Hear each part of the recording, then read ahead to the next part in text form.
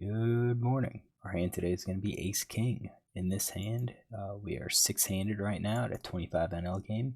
Got villain 4 limps. I open raise, so I'm going to be open raising with this range, or I'm sorry, I ISO raise with this range. Villain's playing fairly loose passive. He has a wide range. I'm going to be raising most of it. He folds 33% of the time, so he's going to dump some of his hands, but between my range being better and his fold equity, I figured to do pretty good. What we see is villain 1 calls. Villain 1's playing 36-3. He is passive. I have 161 hands. When we look at his big blind stacks, he's played 32%, 7 out of 22. But when you look at it, calling 2 bets, 5 out of 7. I think this guy's going to be very wide. Notably, he hasn't 3-bet. And his 3-bet opportunities was that he's had 57 opportunities so far. Surely he would have had some hands to 3-bet. So I put his range at something pretty wide. 40. I said 49%. And we'll go from there. We know based on what we've seen, we've got calling hands from 8s. So it's going to be better than 8s. He's going to have 4-3 suited he called. So everything better than that. He's called a couple suited aces. Down to ace 4. So I think he's calling with all his suited aces. He has a king 10 offsuit, so he's got all the Broadway. And then I thought, based on his 5 out of 7, he has to be calling with a bunch of other hands that just never got shown down. Also, look at his fold c-bet set, 4 out of 5. When he's out of position, he tends to fold, which leads me to think that he's playing a lot of hands pre-flop, and then when he misses, he just folds them. And then the limper folds. So we see a flop of 5-5-2, villain 1 checks. We don't really have anything. We've got 2 overs, but I fired a half pot bet because of this 80% stat. So I'm curious versus a GTO player if this is okay. Probably not. I think we're going to probably be getting check raised a lot because this board doesn't hit us very hard. We do have overpairs, but so does villain. We've got heart draws, so does villain. We could have ace 5, so does villain. So I kind of think GTO is going to say check, but since this villain's going to be folding probably everything that he doesn't connect with, then I think we could probably bet most of our hands here, and the 2 over cards is definitely fine. So he calls, turns a 3. That actually improves me. Now I have a gut shot to a 4, but I don't have any diamonds. I still have 2 overs. Villain checked. Now we don't have any stats for for turn or river in terms of his calling c-bets. He checks us, and I think what I should have done is just check behind here, but I took the aggressive action and bet half pot. He calls, river's a 2.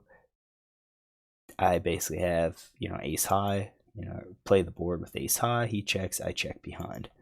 So let's check out what GTO says. I think, like right off the bat, I think I'm gonna probably, if we account for his that he's folding a lot, I think we're gonna be betting a lot on the flop. But then once he calls, we're probably just gonna be slowing down.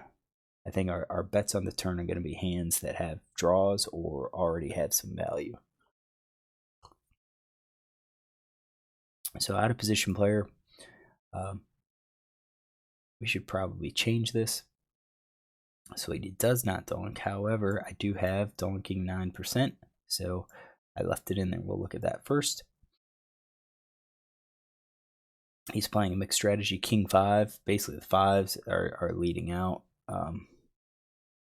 Low cards, low like wheel type cards, those are leading out. So he checks, and then once he checks, looks like we are betting most of the time for GTO.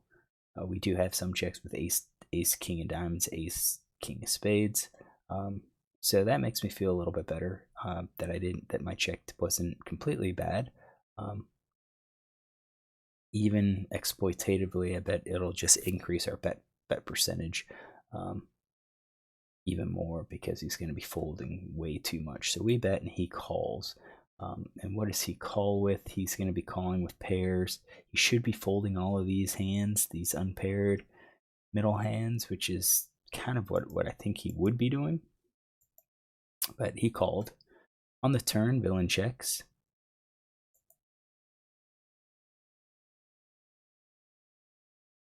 And now, yep, GTO says we should be checking here. And I think I agree. I think I was too aggressive. I think after the play, once we got to the river, I was kicking myself. I said, why did I do that? Why was I betting? I only had 2 overs. I only had a gut shot. He already called one, so he probably has something. And, you know, with his full c-bet 80%, I don't think he's just calling with overcards, hoping to connect something. And this card definitely doesn't connect, but doesn't connect with me either. I mean, not very hard at all. Yeah, I have a gut shot, but that's it. So I did bet when I shouldn't have, and then he calls, and then I think that's correct. 2 of clubs. Yep, 2 of clubs. So then villain checks here, 90%, and then we should be basically betting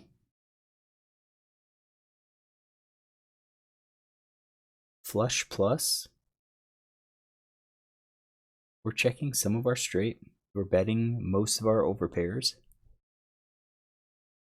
Most of our pocket pair below the top cards, so 4s. Well, that's a straight. Okay. So we are betting.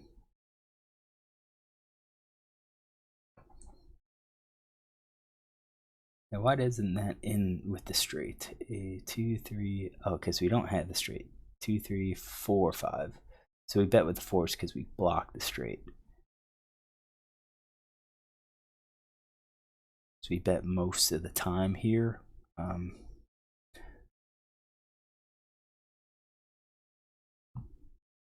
But we're not betting like middle pairs, you know, 3s or the ace highs, because we wouldn't have had those hands.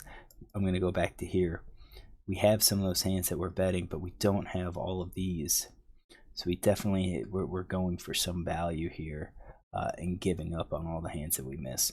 So what happens if I check and he leads? I think we just check, we just fold ace king. We could obviously call with the flush draw. We're raising with full houses. Calling with flush overpair middle pair, and I think with the flush overpair middle pair, if we raise, I mean, what's he going to call with? Flushes overpairs, which, you know, we might have him out kicked, or we could have, or, you know, at least in the overpair, I don't know, probably a toss up as to who wins 50-50.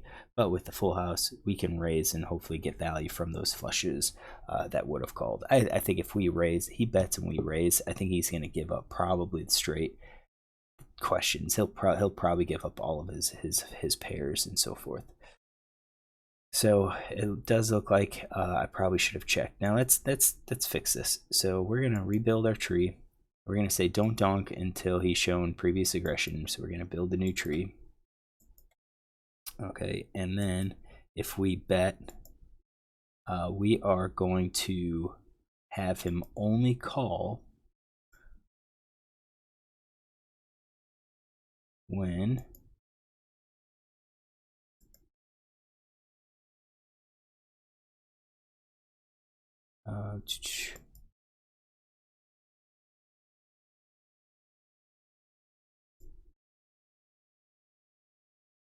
I don't think we're going to have him play aggressively at all. We'll be at the flush draw, he'll call. Open ender straight, he'll call. Maybe even the gut shot, he'll call. Pocket pair below the top card. Yeah, he'll call with the pair. Middle pair, he'll call, but he'll fold a lot, everything else. All right, so what we're going to do is run the solver, and we'll be back.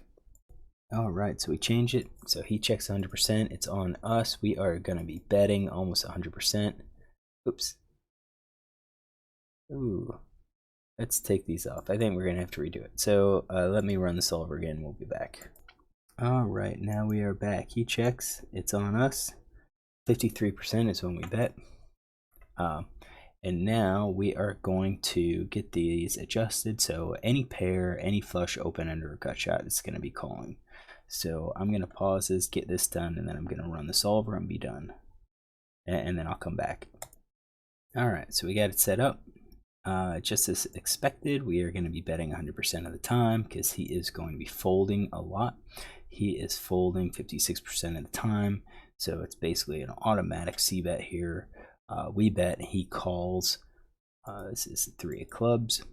So I think we played it correctly, assuming he's not going to be donking on here at all. He checks to us, and now we check behind, huge percentage. We took our stab, he called. He's got at least a pair, so now we are exploitively checking behind. Because we don't, and we have a lot of hands. We c-bet basically 100%. We c-bet our entire range, and we have a big part of our range that doesn't connect here. So we should be checking, and then if villain bets, I think ace king is just going to be folding here. Yep. We would be raising again, full house, top. Yeah, we would be raising full houses. You know, the really strong full houses. If he checks again, so we go, if the turn goes check check and it's on us, and he checks again, we're going to be betting over pairs. Most of our over pairs, I'd say 50-50 of our over pairs, we're going to be betting most of our straights. Looks like check your straights. The flushes, about half of the flushes, and the full houses, probably because villain's range is going to be somewhat weak. Yeah, he might have a 5, but flush draws maybe, over pairs. So if we bet, we kind of expect over pairs to call again. I'm sure over pairs would call again. So yeah, if we bet, you're looking at quads, top cards, full houses. He raises. We just basically gonna fold everything except the full house. But if he raises us, we can call with full houses, some of our flushes, and we're just gonna be calling to keep him honest, to make sure he's not gonna be too GTO. I do think if we experience a raise here, if we get a check raise, I'm sure we're up against a full house. I don't think we're up against the flush at all, or an overpair. So I think overall in this hand, we went wrong with the turn. We should have checked behind. We didn't improve. And you know, because of that, it cost me another 9 big blinds, 11 big blinds. Yep, 9 big blinds. Should have just checked here, and if he leads into us, we fold. Now, what did he show? Went to the showdown. He showed pocket 8s, so it's in his range. We had pocket pairs in his range. Do I think he's folding on the river? Absolutely not. He's not going to fold that. So, and we should have just checked the turn, and then if he leads into us on the river, we're done. So mistake on my part. I really need to fix these. Really need to clean these up. You never like folding, but at the same time, I think folding's the correct play. All right, hopefully you enjoyed this. If you did, look for tomorrow for another.